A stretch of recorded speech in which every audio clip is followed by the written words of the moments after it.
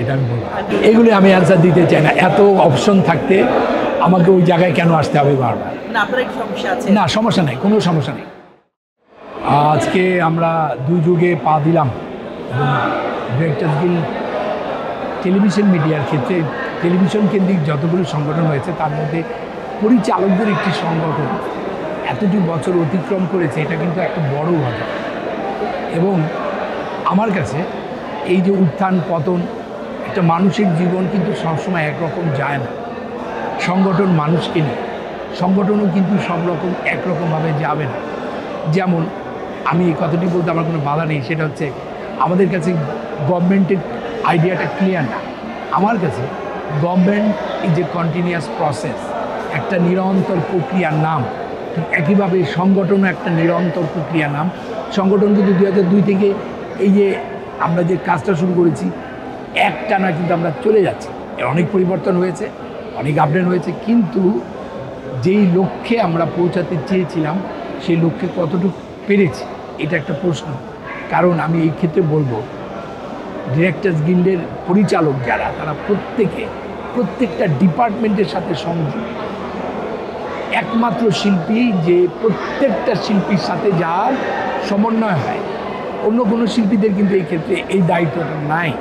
কাজে আমি সমগ্র শিল্পীদের সমন্বয় যদি করতে না পারি তাহলে কিন্তু আমার সংগঠনটাও ঠিকমতো আগাবে না এবং ঠিক মিডিয়াও ঠিকমতো আগাবে না। আর এইটা পুরোপুরি সংগঠনগুলোর উপরেও দোষ চাপালে হবে না, কারণ চ্যানেল যদি আমাদের সাথে না থাকে, সরকার যদি তার সুন্দর নীতিমালা এবং সুন্দর কি বলবো যে তার দৃষ্টিভঙ্গি এবং তার পরিকল্পনার সাথে আমাদের যুক্ত না করে সঠিকভাবে, যেটা আমাদের দেশের জন্য, আমাদের মিডিয়ার জন্য দরকার, তাহলে কিন্তু আগানো যাবে না। তবে আমি শুধু এটাকে বলবো, হতাশার কথা না বলে আমি ভবিষ্যতের দিকে তাকিয়ে আছি। সংগঠন এগিয়ে চলছে, হয়তো আমরা কোনো এক সময় আমাদের সেই লক্ষ্যে পৌঁছাবো। আমি তো খুব বেঁচে কাজ করি। আমার সামনে এই বছরে ইনশাল্লাহ একটি ছবি রিলিজ হবে। আমি এটা ঘোষণা দেইনি, আমরা জানাবো আমরা কবে ছবিটি করব। কাজ পাচ্ছে না এটা বলবো না, কাজটা একটু কমেছেও, আবার এত বড় একটি পরিবর্তন, সেইটার প্রভাব কি সব জায়গায় পড়েনি, তাহলে এটা কেন পড়বে না? এবং কারো কাজ বেশি, কারো কাজ কম, এরকম একটা ব্যাপার। কিন্তু আমার মনে হয় এই সমস্যাটা সব সময়ই হয়েছে। যখন রাজনৈতিক সরকারের পট পরিবর্তন ঘটে তখন কিন্তু সব জায়গায় এই পরিবর্তনটা ঘটে। এখানে আমরা যদি এরশাদের পরের সময় 90 থেকে বলি, আমাদের পেশাজীবী সংগঠনগুলো বা যারা শিল্পী, যারা রাজনৈতিকভাবে যুক্ত নন, তাদের তো কোনো অসুবিধা হচ্ছে না। তবে কাজ একটু কমেছে, কারণ চ্যানেলগুলোর কাজগুলো কমে গেছে।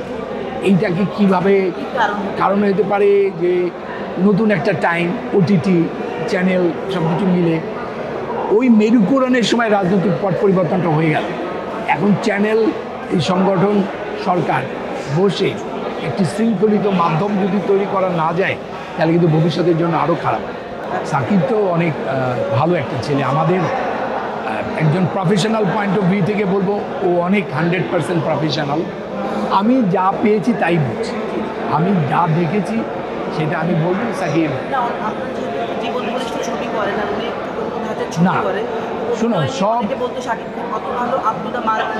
না, অভিনয় কোনো শিল্পের কোনো নির্দিষ্ট ফ্রেম নাই, আর অভিনয় কখনো এভাবে বিচারিত হয় না। মানে ওই একজন ভালো শিল্পী, সে শিল্প আমরা যেটাকে আর্ট ফিল্ম বলি, প্যারালাল ছবি বলি বা কমার্শিয়াল বলি, সব জায়গায় সে সামনে, তাকে ঠিকমতো ব্যবহার করা হচ্ছে না। আচরণটা, তার বিহেভিয়ারটা, এটা তো তার পেশার উপর নির্ভর করে। তো আমি তাকে খুবই পেশাজীবী একজন মানুষ হিসেবে পেয়েছি। যে আমাদের খুব প্রিয় শিল্পী আফসানা মিমি, উনি বলেছিলেন যে আপনার সাথে ওনার কাজ করতে কোনো অসুবিধা নাই, বাট আপনাকে যদি এখন প্রস্তাব দেওয়া হয় যে বিপরীতে আগের মতো সেই জুটি, এগুলি আমি অ্যান্সার দিতে চাই না। এত অপশন থাকতে আমাকে ওই জায়গায় কেন আসতে হবে বারবার? না, আপনার একটু সমস্যা আছে? না, সমস্যা নেই, কোনো সমস্যা নেই। আমি আসলে আমার প্রয়োজন কেন, আমার তো এমন কোনো প্রয়োজন নেই যে আমাকে করতে হবে।